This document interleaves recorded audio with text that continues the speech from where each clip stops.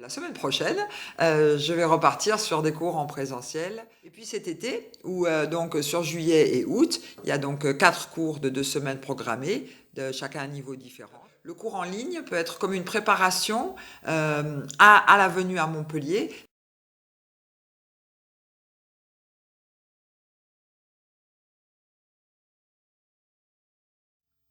Boum boum, Toto Live, le média qui monte sur Montpellier. Alors aujourd'hui, notre invitée s'appelle Sophie et on se trouve dans une école, mais je vais la laisser parler.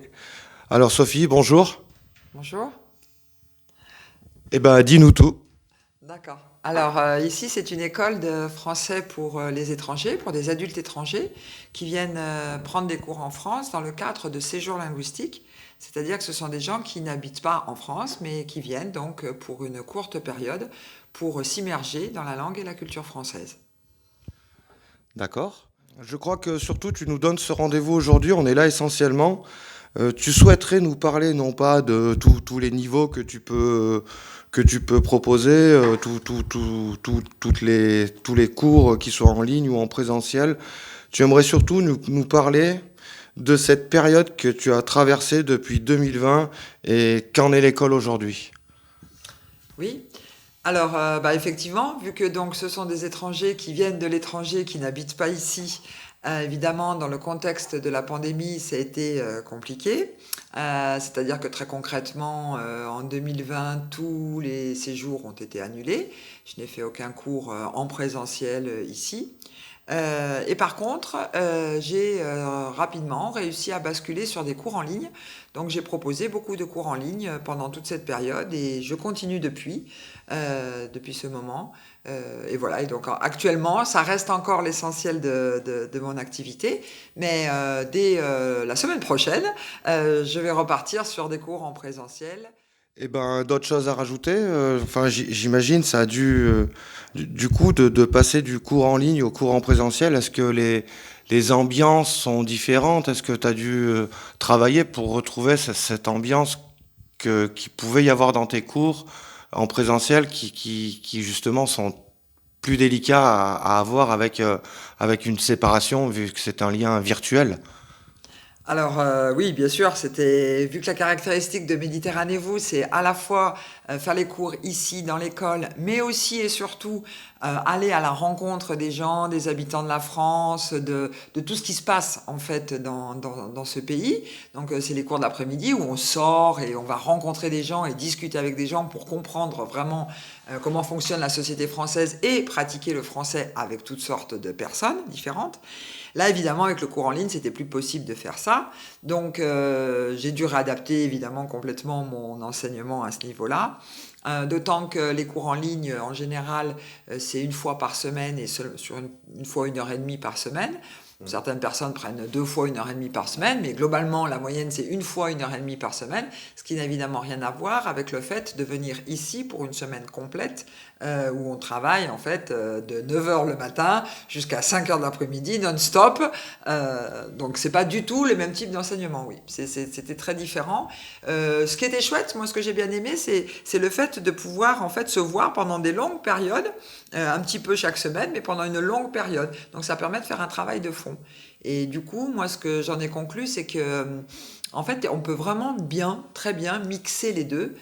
C'est-à-dire que le cours en ligne peut être comme une préparation à la venue à Montpellier. C'est-à-dire qu'on va travailler des choses de fond, des conjugaisons, des choses un peu peut-être qui demandent plus de temps à assimiler.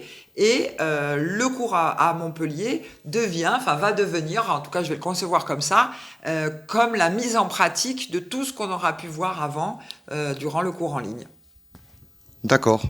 Donc si on fait le calcul, mars 2020, aujourd'hui nous sommes en avril 2022, on peut dire que tu as eu 2 ans pour finalement ce Covid t'aura aidé, t'aura apporté des nouveaux outils quelque part et des nouvelles méthodes de travail finalement. En ces 2 ans t'ont été bénéfiques, c'est peut-être pas le mot.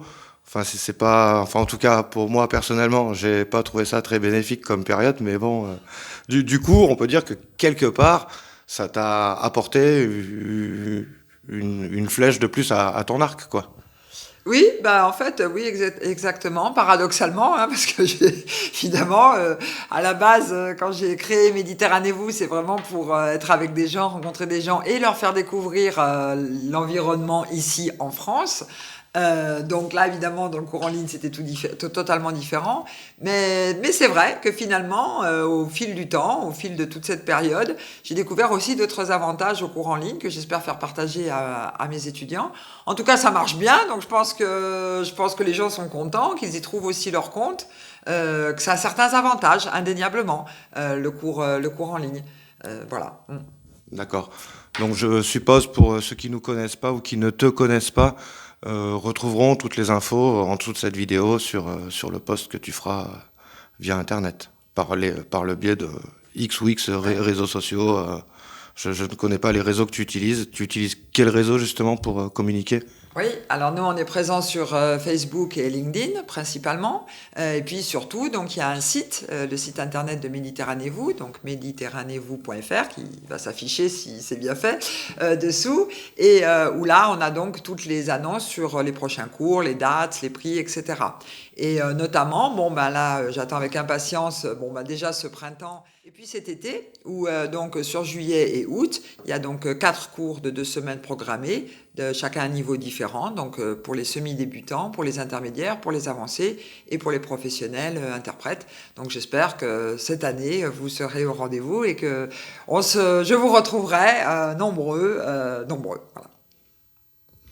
D'accord, merci Sophie. Bah écoute, je pense qu'on aura l'occasion de refaire un tour dans l'école prochainement. Je ne sais pas quand encore, faudra qu'on cale ce rendez-vous, les auditeurs, pour sûrement vous faire visiter un peu les locaux, voir le petit jardin. Vous en avez un aperçu dans l'image, mais on préférait faire un plan fixe pour cette première présentation. Quelque chose à rajouter peut-être? Bah non, non, je sais pas. T'as souhaité la bonne année à tes élèves, c'est bon? C'est un peu tard, hein. Ouais, c'est un peu tard. C'est bonne Pâques là maintenant en ce moment. Bon, Plutôt. bah, très bien, bah, merci Sophie. Eh bien, merci à vous.